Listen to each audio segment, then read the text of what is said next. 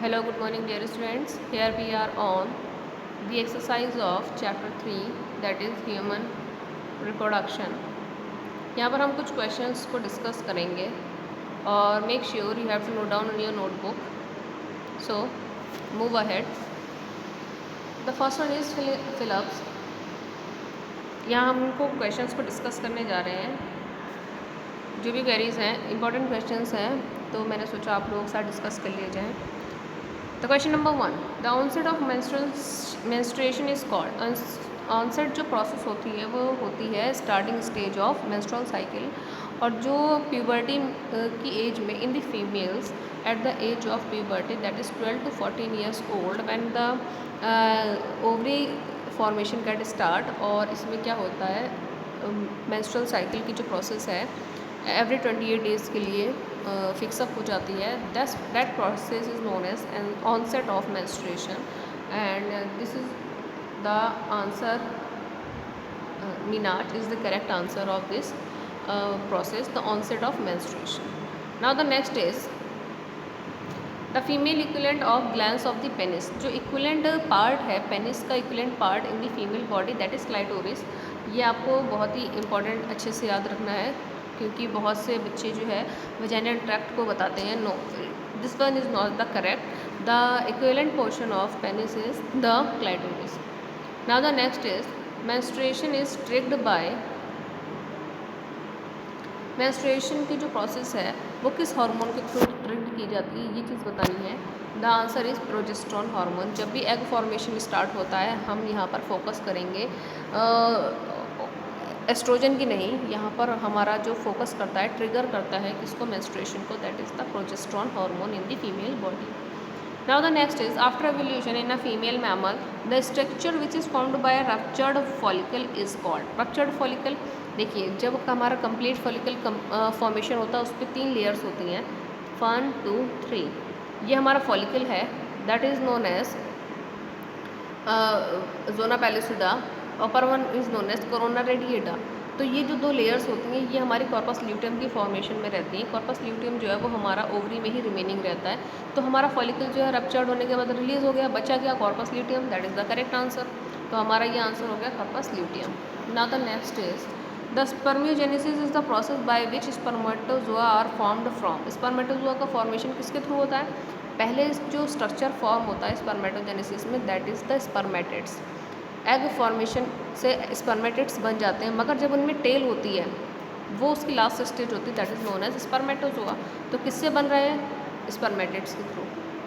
Now in the human 28 days human ovarian cycle ovulation takes place typically on day dash of the cycle. कितने दिन में ovulation place करता है, 14 days में. Egg जो है वो ओवरी से रिलीज होकर के कहाँ पहुँच जाता है, इनकी फैलोपियन ट्यूब. ये हम पहले भी डिस्कस कर चुके हैं. Now the next is during a menstrual cycle a mid cycle surge of the dash trigger ovulation. कौन सा हार्मोन यहाँ पर ट्रिक करता है ओव्यूलेशन की ड्यूरेशन में, जब एग जो है वो फैलोपियन ट्यूब में पहुँच जाता है उस टाइम पर जो हमारा हार्मोन काम करता है that is the luteinizing hormone, that is LH. Now the corpus luteum secretes. Corpus luteum कौन सा हार्मोन सिक्रेट कर रहा है यहाँ पर, क्यों, क्योंकि उसने रिलीज़ कर दिया है एग को फॉर द फर्टिलाइजेशन. तो यहाँ पर हमारा फोकस किस पे हो रहा है, प्रोजेस्टेरोन पर. वेयर एज लीडिंग सेल्स कौन सा हार्मोन रिलीज करती है, that is known as the testosterone in the males. Now on the next the stage in the embryonic development which consist of a solid ball. अच्छा, यहाँ पर 2 type के questions आते हैं, एक सॉलिड बॉल का आता है, एक आता है हॉलो बॉल. हॉलो बॉल जो होती है वो स्टार्टिंग स्टेज होती है, that is the stage of blastula. Blastula की स्टेज जो होती है वो हमारी होती है 2 सेल्ड स्टेज 4 सेल्ड स्टेज यहाँ तक की. फिर उसके बाद थोड़ा सा हॉलो स्ट्रक्चर सेल डिवीजन के बाद स्ट्रक्चर फॉर्मेशन क्लीवेज स्टेज, और उसके बाद स्ट्रक्चर फॉर्मेशन होने लगता है और सॉलिड बॉल में कन्वर्ट हो जाती है तब 32. तो यहाँ पर 16 जो सेल स्टेज होती है that is known as morula stages को अच्छे से पढ़ें. यहाँ पर देखिए हॉलो बॉल का भी पूछा गया है, that is blastula which is also known as cleavage. Now here we are going to discuss about the multiple choice questions. Now the question 1, sperms are produced in. Sperm का production कहाँ होता है, ये हमें पहले ही पता है कि स्पर्म जो है वो कहाँ फॉर्मेशन होता है, that is in the seminiferous tubules. Not in prostate glands, not in वास डिफरेंसिया, नॉट इन इंडस्ट्रियल सेल्स। जो हमारे सेमिनिफेरस ट्यूब्यूल्स है वो स्पर्म प्रोडक्शन में बहुत ही ज़्यादा हेल्पफुल रहता है। Now at the next question, the acrosome of a sperm contains. Acrosome क्या कंटेन करता है? मैंने बताया था स्टार्टिंग में, a hydrolytic enzyme which help in the pinching, pinch करने में किसको? The wall of the ovum, उसको हेल्प करता है ताकि वो उसके अंदर एंटर कर सके और एग के न्यूक्लियस को फर्टिलाइज कर सके। That hydrolytic enzyme is the correct answer. Now the next is, in the most of the mammals the testis remain enclosed in an extra abdominal set. बहुत सी ऑर्गेनिज्म में जो आपका testis होता है वो एब्डोमिनल कैविटी के अंदर ही होता है। बाकी जो ह्यूमंस में है वो testis out of the abdominal cavity रहता है ताकि वो 2 से 2.5 डिग्री टेम्परेचर को मेंटेन करके स्पर्म प्रोडक्शन अच्छा कर सके। अगर बॉडी के अंदर रहेगा तो वो हमारी बॉडी का जो टेम्परेचर होता है वो बहुत ज़्यादा होता है स्पर्म फॉर्मेशन के लिए, तो इस वजह से वहाँ स्पर्म फॉर्मेशन प्रॉपर नहीं हो पाएगा। मगर जिन मैमल्स में होता है तो उनके बारे में बताना है, उनकी क्या कंडीशंस रहती हैं। तो यहाँ पर देख लेते हैं, what will happen if the temperature of this scrotum is artificially maintain to the level of abdominal temperature. तो उसमें क्या होता है, आर्टिफिशियली अगर आप प्रोवाइड करेंगे तो उसमें स्टेरिलिटी तो होगी, फर्टिलाइजेशन की प्रोसेस तो होगी, बट जर्मिनल एपिथेलियम क्या होती है, लेयर जो होती है वो डिजनरेट हो जाती है। I hope you all understand about it. Now the next question, which of the following hormone is most directly associated with the maintenance of pregnancy? Pregnancy hormone that is known as progesterone, ये तो हमें पता ही है। Now the next is development of an egg without fertilization. मैंने आपको बताया था जब भी प्रोसेस आती है विदाउट फर्टिलाइजेशन, फ्रूट फॉर्मेशन हो या without fertilization, development of an egg that is known as the parthenogenesis. और हमारा बेस्ट एग्जांपल अगर हम बात करें पार्थिनोजेनेसिस में, तो विदाउट एग फॉर्मेशन इसमें स्टार्ट हो जाती है process. Now the next is, in which of the following is mismatch. इसमें कौन सा जो है वो एक दूसरे से मैचिंग नहीं कर रहा है, देख लेते हैं। इंटरस्टिशियल सेल टेस्टोस्टेरोन को रिलीज़ करती हैं, बस डिफरेंशियल सेमिनिफेरल प्रोडक्शन, ये हमारा गलत हो सकता है। सेमिनिफेरस ट्यूब्यूल्स स्पर्म प्रोडक्शन में बहुत हेल्पफुल रहती है, यूरिथ्रा कंडक्ट स्पर्म। तो हमारा 6-1 is the C is the wrong answer. Seminiferal production नहीं रहता है क्योंकि ये स्पर्म को रिलीजमेंट में बहुत हेल्प करती है। ये ट्यूब होते हैं, ट्यूब लाइक स्ट्रक्चर जो स्पर्म्स को रिलीज़ करने में बहुत हेल्प करते हैं। Now the next is, a human cell containing 22 autosome and Y chromosome is probably.